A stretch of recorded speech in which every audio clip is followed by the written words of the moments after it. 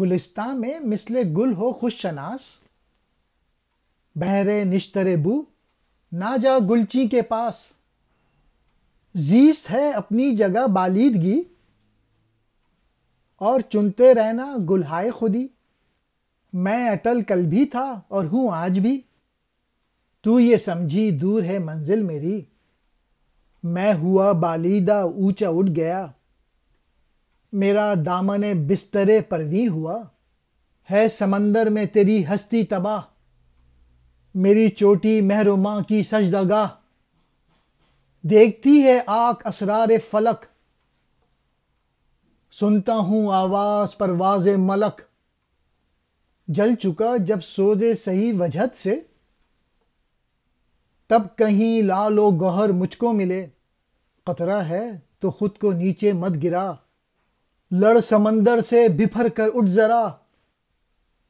آب گوہر لے کے گوہر ریزہ بن، بحر گوش حسن ایک آویزہ بن۔ یا خود افزا بن سبک رفتار بن، ابر برق انداز و دریائے بار بن۔ بحر طوفانوں کی تجھ سے بھیک لے، شکوہ سنج تنگی داماں رہے۔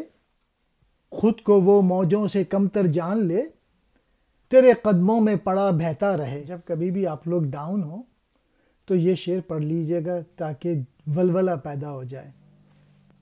باغ میں پھولوں کی مانند خوددار بن جا، اور خوشبو پھیلانے کی خاطر پھول توڑنے والے کے پیچھے مت جا، یعنی مالی کے پیچھے مت جا۔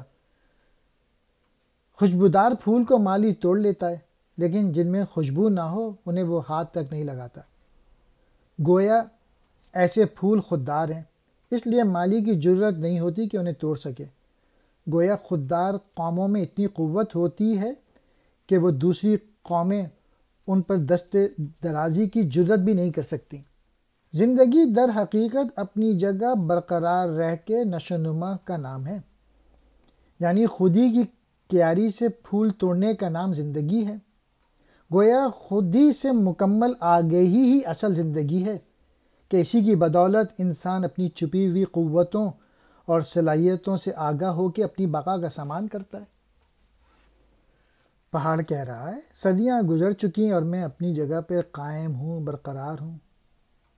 تو یہ خیال کرتا ہے کہ میں اپنی منزل سے دور ہوں۔ یہ برقراری اسی وجہ سے ہے کہ میں نے اپنی خودی کی حفاظت کی ہے۔ ہمالیہ پہاڑ کہہ رہا ہے، میرا وجود اس حد تک بڑھا ہوا ہے کہ میں آسمان تک جا پہنچا، اور ثریا جیسے بلند ستاروں نے میرے دامن میں آرام کیا۔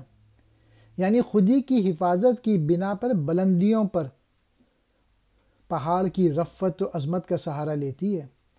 یہاں پہاڑ ایک ایسی علامت ہے جو خودی کی حفاظت کرنے والے انسان کی جو بڑی سر بلندی و عظمت حاصل کرتا ہے۔ اور تیرا وجود سمندر میں جا کے مٹ جانا ہے، جبکہ میری چوٹی ستاروں کے سجدے کی جگہ ہے۔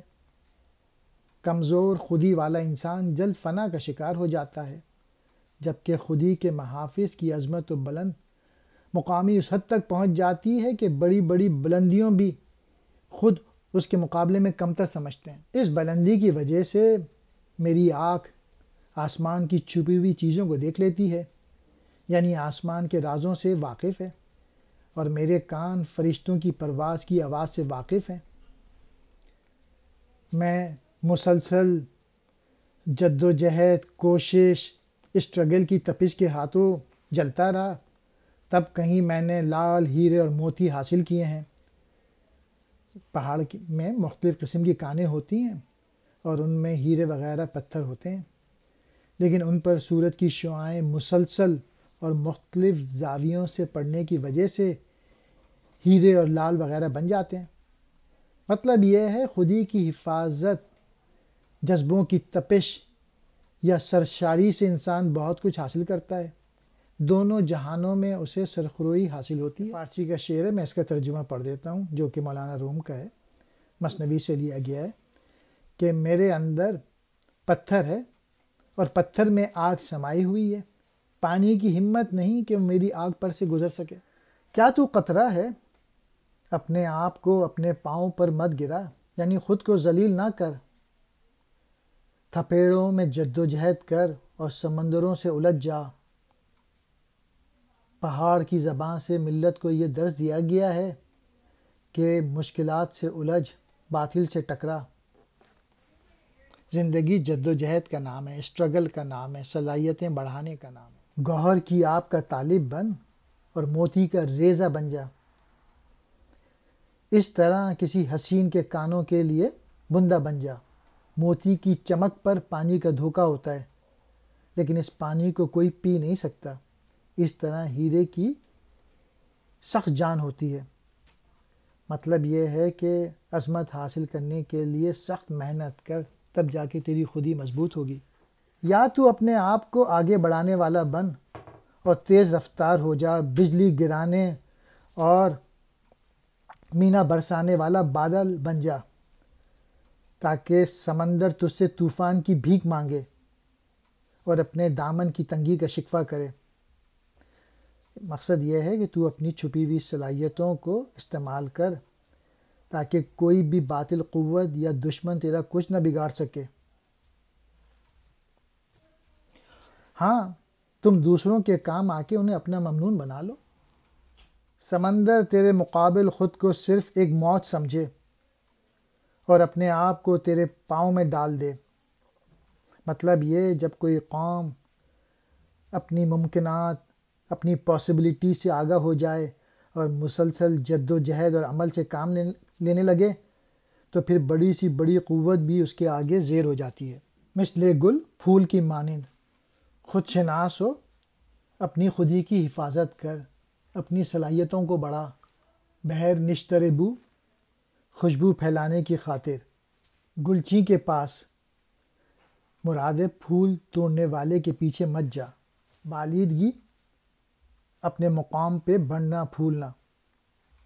خیابان کیاری کو کہتے ہیں۔ اسرار فلک، آسمان کی مخفی اشیاء کو دیکھنے والی، آسمان کے راز جاننے والی۔ اسرار کہتے ہیں بھید کی جمع۔ مخفی اشیاء، اچھا، فلک کہتے ہیں آسمان۔ زیر پرواز ملک، فرشتے کی اڑان سے۔ صحیح پہم، مسلسل جد و جہد، لگاتار کوشش۔